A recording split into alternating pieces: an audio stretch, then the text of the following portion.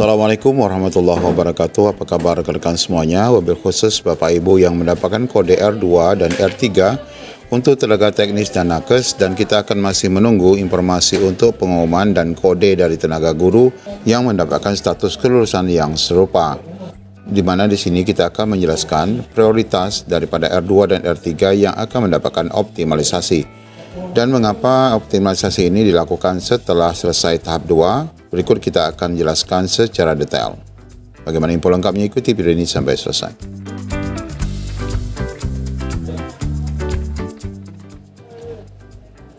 Baik rekan-rekan semua, kita ketahui bahwa pengumuman hasil seleksi P3K sudah pun diumumkan. Khususnya tenaga teknis dan nakes sudah pun mendapatkan hasil, di mana sudah lebih dari 500-an Pemda dan instansi sudah pun ditandatangani pengumumannya. Apakah P3K tahap 1 ini merupakan gerbang menuju ASN bagi Bapak Ibu? Tentu saja ini merupakan harapan kita semua.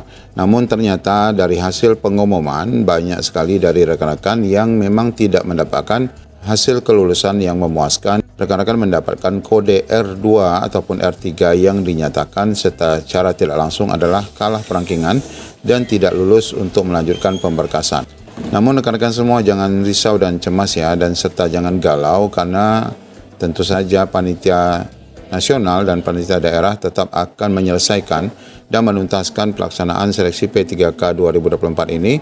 Dan sebagaimana sudah dipaparkan bahwa rekan-rekan yang kalah perangkingan yang saat ini mendapatkan kode R2, R3, kalaupun nanti tidak akan mendapatkan optimalisasi, rekan-rekan akan diusulkan menjadi P3K paruh waktu. Nah, di sini kita akan melihat informasi berkaitan dengan prioritas ya, optimalisasi terhadap rekan-rekan R2, R3. Bahwa regulasi optimalisasi itu kita ketahui, ataupun istilahnya pemenuhan formasi kosong dan sisa, ini sebenarnya sudah diatur ya dalam Kemenpan RB untuk seleksi P3K 2024 di semua aturan, yaitu di dalam aturan Permenpan RB 347 untuk teknis, kemudian 348 untuk guru, serta 349 untuk nakes, khususnya di pasal 31. Dan ini sebenarnya optimalisasi ini sudah pun diberlakukan sejak tahun 2022 pada seleksi CPNS dan P3K saat itu. Nah, jadi rekan-rekan semua, optimalisasi ini bukan perkara baru dan pastinya Panselnas akan melakukan ini secara baik. Meskipun demikian banyak sekali yang merasa khawatir ya, karena kalau optimalisasi ini nanti pengisian formasinya dilakukan secara tidak adil ya, mungkin ada orang-orang yang disisipi ya, sehingga dapat masuk terlebih dahulu dalam optimalisasi, sedangkan yang layak masuk dalam optimalisasi tidak mendapatkan tempat. Nah, khusus untuk tahun 2024 sendiri, peserta yang akan mendapatkan afirmasi ya berkaitan dengan optimalisasi ini adalah peserta yang memiliki kode R2 dan R3, yaitu untuk tenaga teknis dan nakes. Kenapa demikian? Karena memang rekan-rekan yang sudah selesai mengikuti tahapan seleksi, pada prinsipnya rekan-rekan sudah dinyatakan lulus, namun karena rekan-rekan kalah perangkingan disebabkan formasi yang kurang dari Pemda.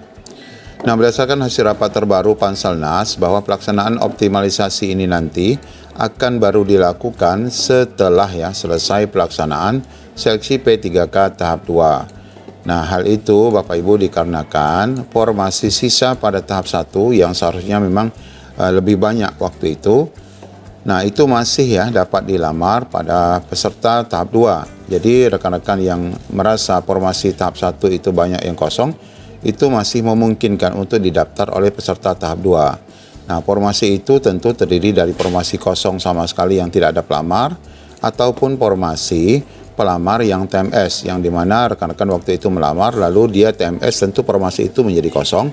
Nah, itulah dilamar oleh peserta tahap 2. Nah, optimalisasi ini nanti dilakukan dari sisa formasi final yang tidak dilamar pada tahap 2 oleh rekan-rekan non-ASN minimal 2 tahun. Itulah sebabnya mengapa optimalisasi ini baru dapat dilakukan setelah selesai P3K tahap 2. Nah, selanjutnya Bapak Ibu, prioritas optimalisasi ini di mana nanti setelah adanya jumlah sisa ya dari formasi kosong, itu nanti tetap mendahulukan pelamar R2 ya dan R3 dari pelamar seleksi pertama.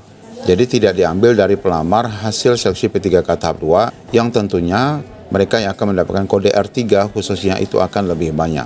Dan tentu dengan urutan R2 terlebih dahulu, kemudian baru kode R3, dengan tetap melihat nilai CAT tertinggi. Jadi rekan-rekan semua nanti tetap akan dirangking ya. Siapa R3 dengan nilai tertinggi, itulah akan mendapatkan formasi. Namun tetap akan juga melihat bahwa formasi kosong itu kualifikasinya apa. Dan rekan-rekan ini R3, R2 ini kualifikasinya apa? Harus sama ya. Kalau tidak sama juga tidak bisa dilakukan optimalisasi. Kemudian selanjutnya Panselnas nanti akan mengeluarkan kembali ya pengumuman serupa, yaitu pengumuman kelulusan susulan ya terkait hasil optimalisasi rekan-rekan yang dinyatakan mendapatkan formasi sisa ini. Jadi akan ada nanti tahapan pengisian DRH kembali bagi rekan-rekan semua. Kemudian yang terakhir Bapak Ibu, setelah hasil optimalisasi ini dikeluarkan, nah R2 ataupun R3 yang tanpa formasi yang sama sekali tidak mendapatkan optimalisasi barangkali karena memang kekurangan formasi atau mungkin ya formasi sisa itu tidak linear ataupun tidak sama kualifikasi dengan Bapak Ibu, nanti baru diusulkan rekan-rekan semua ini menjadi P3K paruh waktu. Tentu saja dengan kebijakan ketersediaan anggaran Pemda, namun Bapak Ibu tidak perlu khawatir lagi bahwa untuk ketersediaan anggaran ini pun sudah dilakukan regulasi ya berdasarkan surat Pan-RB sebagai regulasi utama, yaitu menyediakan anggaran untuk rekan-rekan. Pertama, bagi rekan-rekan yang memang proses pengangkatannya masih terkendala dengan seleksi, dan yang kedua adalah anggaran untuk pengangkatan P3K paruh waktu.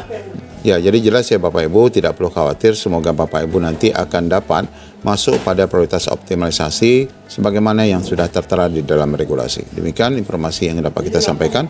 Assalamualaikum warahmatullahi wabarakatuh. Yang pertama, bagaimanakah skema optimalisasi pada P3K tahap 1? Betul Bapak Ibu, potensi.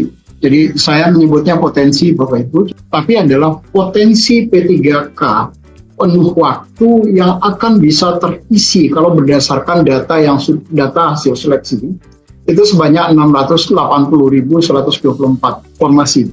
Ada kemungkinan jumlah ini akan bertambah.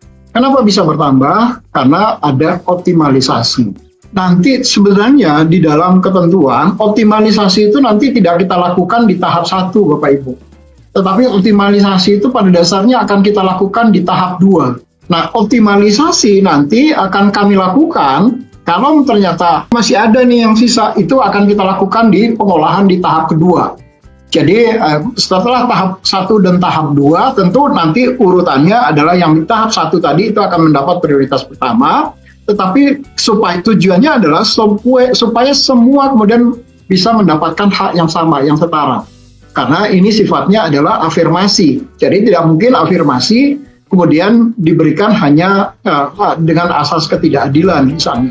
Bahwa semua